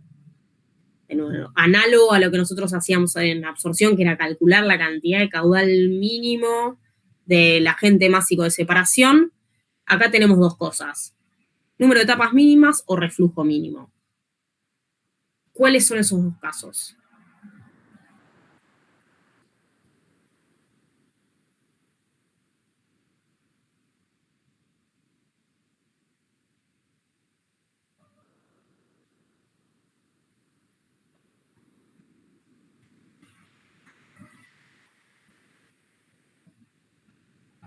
El número de ¿Se acuerdan? Esto lo vieron seguro. ¿Se escucha? Sí, ahí te escucho. El número de etapas mínimos es cuando el reflujo es máximo, es infinito, tiene infinito. Bien. Y ¿cuál era la otra? Tengo número de etapas mínimos o reflujo mínimo. Ah, y el reflujo mínimo es cuando el número de etapas es infinito. Bien. Excelente, Lautaro, gracias. Entonces, ¿qué tenemos acá? En realidad, nosotros, es algo que no analizamos en el ejercicio anterior, pero de alguna manera nosotros contamos etapas yendo desde las rectas de operación, superior, inferior, al equilibrio, ¿sí? A la campanita. Obviamente, cuando más alejados del equilibrio estemos, menos etapas tenemos, ¿sí? Y esto que decimos más alejados o más cerca, hay algo que yo les mencioné por arriba, que es cuando nosotros analizamos la recta de operación superior, que está definida básicamente por el reflujo y el XD, que es la composición a la que quiero llegar, cuanto más alto es el reflujo, más se achata la recta de operación superior. Esto se lo estoy contando todo en el aire, y acá vamos a tener los dibujitos. Esto, unas especificaciones, que ya lo vamos a ver, pero el gráfico. Mínimo número de etapas, reflujo total, como lo vemos gráficamente, ahí vamos. Perdón que vaya rápido, pero no quiero que nos perdamos. Esto se los cuento rápidamente porque quiero pasar al gráfico. ¿Cómo construimos este equilibrio? Yo tengo este gráfico que es composición en función de la temperatura. Lo que tengo que ir haciendo es punto a punto, planteo un X como si fuese mi X principal y calculo cuál es el Y para un cierto X. El Y que está en equilibrio con ese X es el que está del otro lado de la campana. ¿Por qué? Porque yo tengo en cada uno de los equilibrios, en cada uno de los platos, una cierta temperatura. Así como antes teníamos el alfa para construir el equilibrio, ahora nosotros tenemos este gráfico para construir el equilibrio del otro lado. Sí, es un poco más engorroso, pero bueno, es lo que hay. ¿Sí? ¿Esto se entendió? ¿En qué paso? Bien. Y ahora sí me interesa ver este gráfico, que es el que quería. Una vez que yo tengo construido mi equilibrio, se me fue. Una vez que yo tengo mi equilibrio de la manera que lo vimos recién y mi y igual a x que lo uso de soporte, para el caso de número de etapas mínimas, que dijimos es reflujo infinito, yo la manera en que lo veo son, conozco los extremos, conozco cuál es la composición en el tope y conozco cuál es la composición en el fondo. Entonces, cuando tengo el reflujo infinito, si se acuerdan de la ecuación de la recta de operación superior, mi ordenada al origen era xd sobre r más 1. Cuando el reflujo tiende a infinito, esa ordenada al origen tiende a 0. O sea que mi recta de operación superior prácticamente es la de y igual a x. ¿Sí? ¿Desde dónde parte? Desde xd. ¿Y dónde termina? En xw. ¿Por qué? Porque en el medio yo en teoría tendría una alimentación, pero termina siendo mi recta de operación coincidente con la y igual a x. Que de nuevo, es un caso extremo. ¿Por qué? Porque yo no puedo tener un caudal infinito circulando por la columna. ¿Ok? Pero me indica de alguna manera un extremo, es decir, cuán fácil o difícil es esta separación. Si yo tuviese un equilibrio mucho más pegadito a la y igual a x, la cantidad de platos mínimos sería mucho más alta y yo sé que de ahí todavía tengo que convertir esta torre en una torre real, ¿sí? Con un reflujo manejable. Y cuando digo manejable también me interesa saber, no solo por el caudal, por cuánto ocupa el caudal, sino porque todo este reflujo que yo estoy metiendo lo tuve que condensar. Entonces, cuanto más grande sea este caudal circulante, mayor va a ser el calor del condensador y mayor el calor del reboiler. ¿Sí? Eso me cuesta mucho tenerlo operativo. ¿Ok? Bien, entonces, mínimo número de etapas, reflujo infinito. Nos vamos al otro extremo. Reflujo mínimo, o sea, lo mínimo que yo tengo que meterle a la columna para poder hacer esta misma separación, que obviamente va a tender a una columna con infinitas etapas. ¿Sí? ¿Cómo sería infinitas etapas? O reflujo mínimo, en realidad. O sea, volvemos a ver si acá... ¿Se acuerdan del reflujo mínimo? Si no, esperen, quiero mostrárselos acá. El XD lo voy a tener fijo. ¿Sí? Y lo otro que habíamos dicho es que yo, mi ordenada al origen, ¿sí? Que va a ser el punto desde de la recta de operación superior que parte en mi XD y termina mi ordenada al origen, es la ordenada al origen, esperen que esto, y no funciona bien el mouse, igual a XD, perdón que lo estoy haciendo con el pad, esto es un error, sobre R más 1. Entonces, ya hicimos el R tendiendo a infinito, que me da una ordenada al origen tendiendo a 0. Y ahora, ¿qué es lo que quiero saber? ¿Cuánto puedo bajar yo este R para seguir separando lo que yo quiero separar? ¿Cuál va a ser mi límite? O sea, yo bajo mi R, la ordenada al origen empieza a subir. Entonces, la recta que hoy veíamos pegada al igual a X empieza a subir. ¿Cuál va a ser el límite? Y esto sí es análogo a lo que veíamos en absorción-desorción. ¿Cómo encuentro ese R mínimo? ¿Cuán arriba me puedo ir con mi recta de operación superior?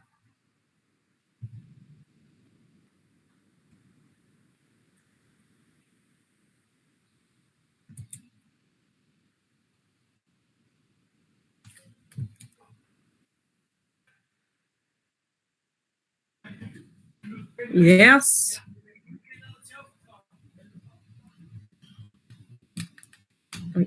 No.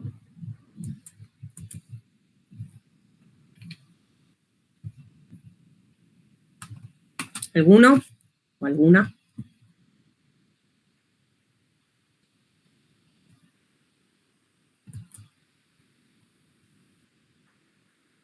¿Qué otra información vamos a usar acá?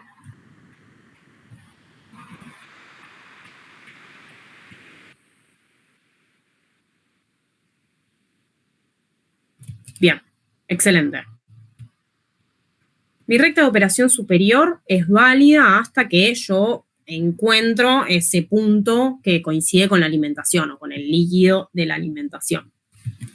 Entonces, algo que no vimos hasta ahora es ver, bueno, ok, nos dieron la información de las condiciones de entrada de la alimentación, yo quiero saber en qué significa eso, o sea, cómo traduzco eso a Q. Entonces, tenemos la composición global, nos dicen la temperatura, yo con esa información veo si estoy en líquido o si estoy en vapor o en un punto intermedio. ¿Sí?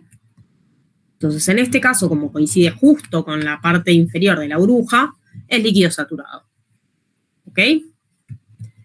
Con esta información, ahora sí, tengo mi Q. Y lo que yo les decía es, ok, partiendo del XD, yo voy bajando el reflujo operativo y esto significa subir la ordenada al origen. ¿Cuál es el límite? Bueno, yo toque el equilibrio justo en la alimentación. ¿Qué esto que implica? Tengo etapas infinitas, pero yo en teoría, en el ideal, en el hipotético caso de que yo pudiera tener etapas infinitas, yo consigo hacer esta separación. Yo consigo tener un XD de 0,95 del caudal de entrada y un 0,97 del otro que teníamos en el fondo de recuperación, ¿ok? Entonces, ese es mi extremo, yo lo puedo obtener gráficamente, trazo desde el XD con el Q que ya conocemos y obtengo o despejo el R de la ordenada al origen que obtengo, ¿ok? ¿Está claro?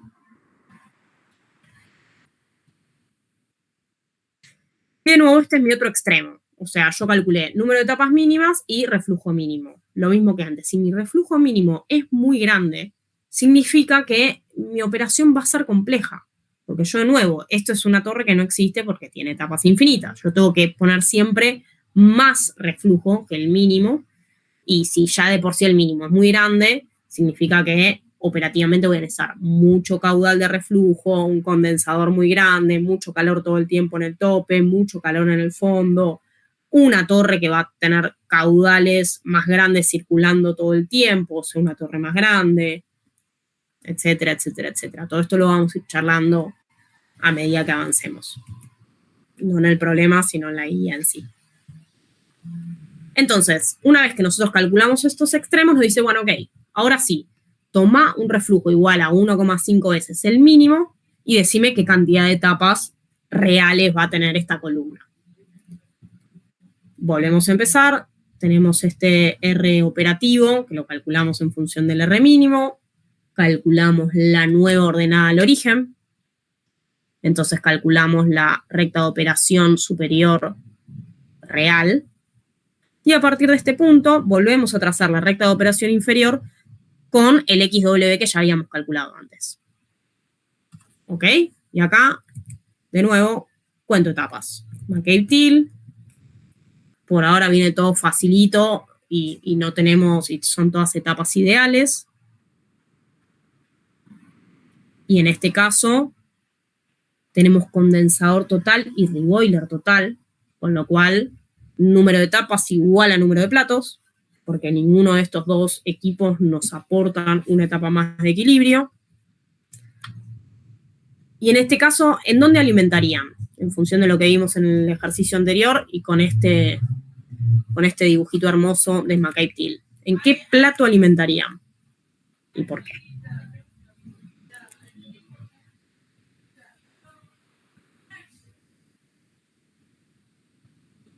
Ok, en el 5 dice Darío. ¿Todos de acuerdo?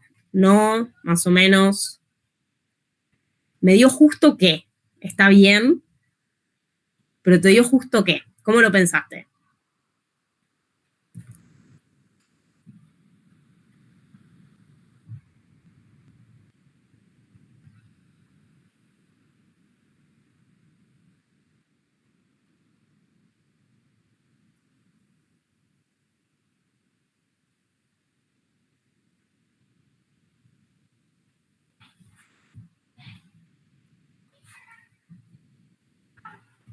Ok, bien. ¿Te acordás de lo que yo dije? Pero perfecto. ¿Alguno o alguna que se acuerde qué es lo que habíamos visto en el anterior? O sea, les digo, la respuesta correcta es 5, ahora justifíquenme por qué es 5, porque el plato es el quinto.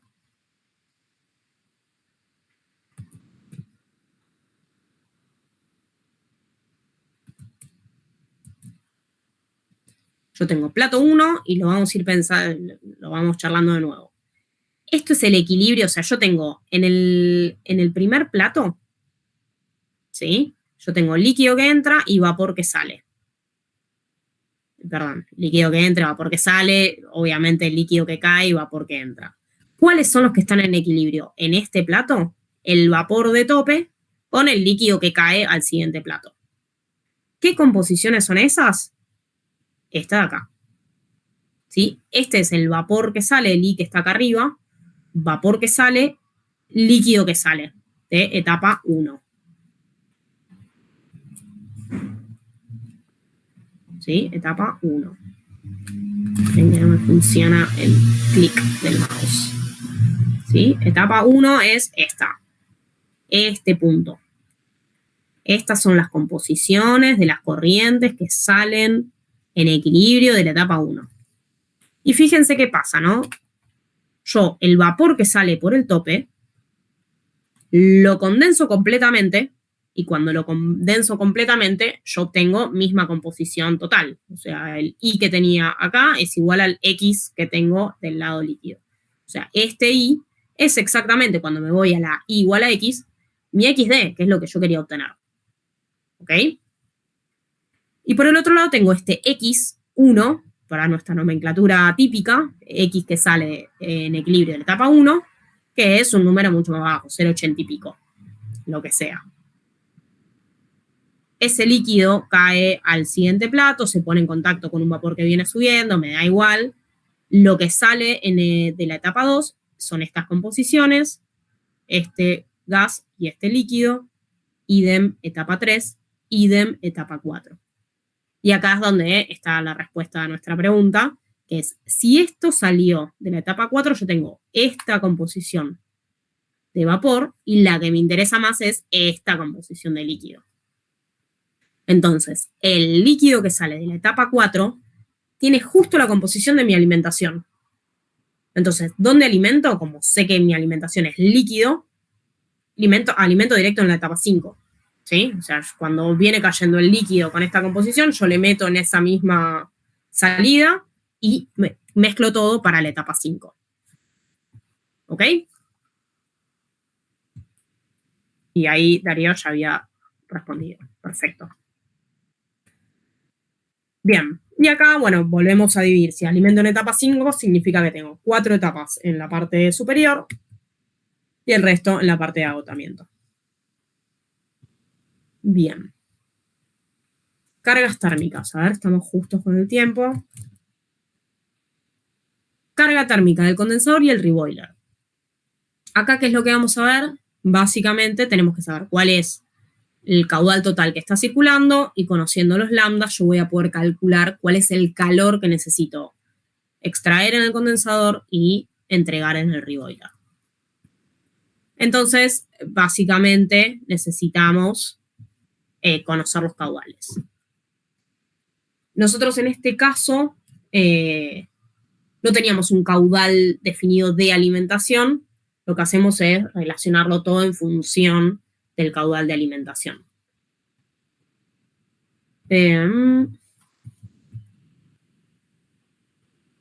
Y a mí lo que me interesa obviamente es el caudal total, ¿no? B. Por eso yo acá lo que hago es decir, en función del R operativo, yo tengo la relación entre L0 y D. Y a mí lo que me interesa en realidad es la suma de L0 más D.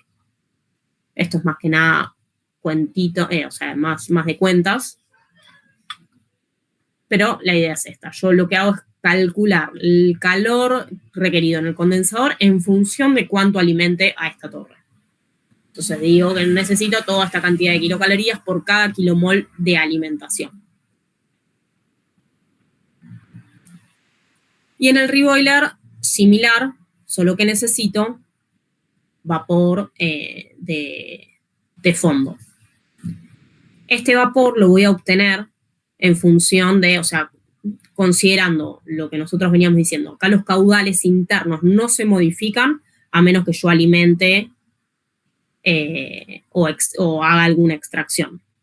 Entonces, yo acá lo que voy a decir es, ok, yo acá generé un vapor que no sé cuánto es, pero es un vapor que viene subiendo y a menos que esta alimentación tenga vapor o tenga un líquido subenfriado o un vapor sobrecalentado, obviamente también se modifica, este vapor sigue siendo el mismo, tiene la misma cantidad de moles que llega hasta el tope.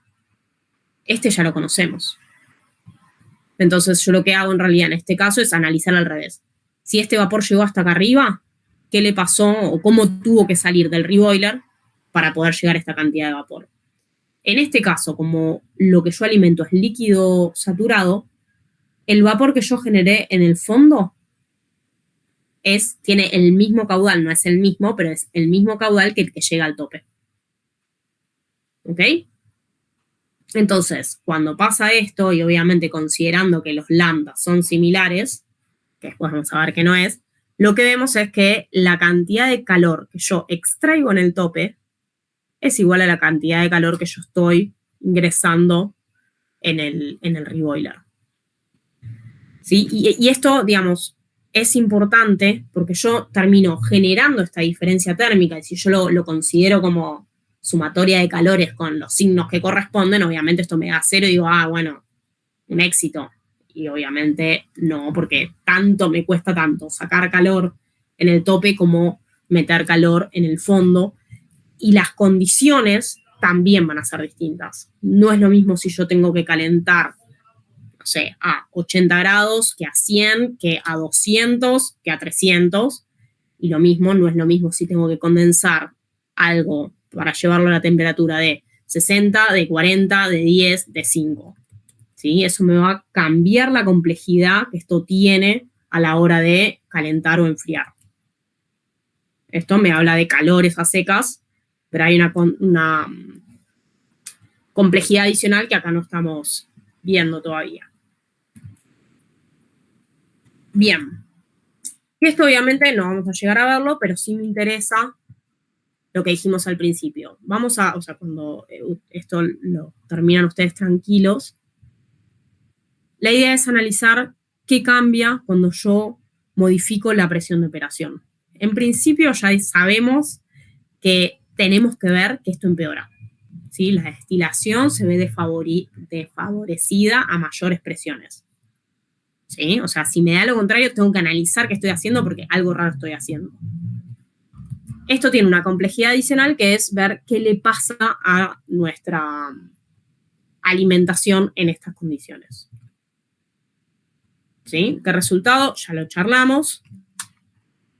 Nosotros lo que vamos a ver, tenemos doble impacto.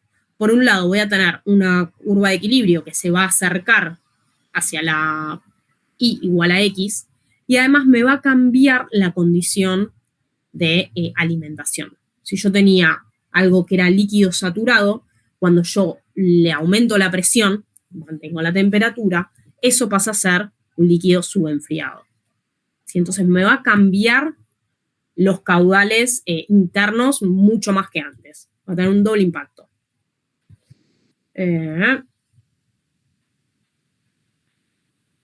Bien, esto obviamente, háganlo tranquilos. Me interesa que veamos en dónde voy a ver impactado yo esta mayor dificultad para separar. Seguramente obtenga una cantidad de platos mínimos más grande. Si esto por ahí me queda muy justo, si antes lo redondeé para un lado o para el otro, quizás no se ve tanto, pero seguro que voy a ver, y esto sí es más fácil de verlo, que el reflujo mínimo que yo necesito es más grande que antes. ¿Sí? Entonces, ¿cómo digo, a ver, esto es más fácil, más difícil? Rápidamente, más allá después de cómo lo terminé diseñando, lo comparo con número de platos mínimos y reflujo mínimo. A mayor cantidad de platos mínimos o reflujo mínimo, la operación es más dificultosa. No significa que no lo podamos hacer. ¿Ok? Pero voy a necesitar probablemente más platos, más reflujo. Si es más reflujo, necesito más calor, etc. ¿Ok? Y acá obviamente, una vez que tenemos el reflujo mínimo, si mantengo el 1.5, voy teniendo operativamente mayores caudales. Y fíjense que acá sí, antes, cuando teníamos líquido saturado de ingreso, los calores en reboiler y condensador eran iguales. Cuando tenemos un líquido subenfriado, como en este caso, fíjense que el calor de condensación no se ve prácticamente modificado, pero sí tengo mayor calor del reboiler. ¿Por qué? Porque de alguna manera eso que yo subenfriado, o sea, que estaba subenfriado a la entrada y me condensa parte del vapor que viene subiendo, hace que yo tenga que generar más vapor en el fondo para que llegue al tope lo que yo necesito para obtener la cantidad de destilado que quiero. ¿Ok? ¿Se entendió esta idea? Más allá de los números, me interesa que entiendan cómo va funcionando las cosas dentro de este tipo de equipos. Y los dejo porque sé que algunos tienen que entrar a clase. Bien. Sé que la clase quedó súper apretada. Los que se quieran quedar y tengan dudas, se quedan, y si no, nos vemos la clase que viene, que creo que va a ser más corta que esta.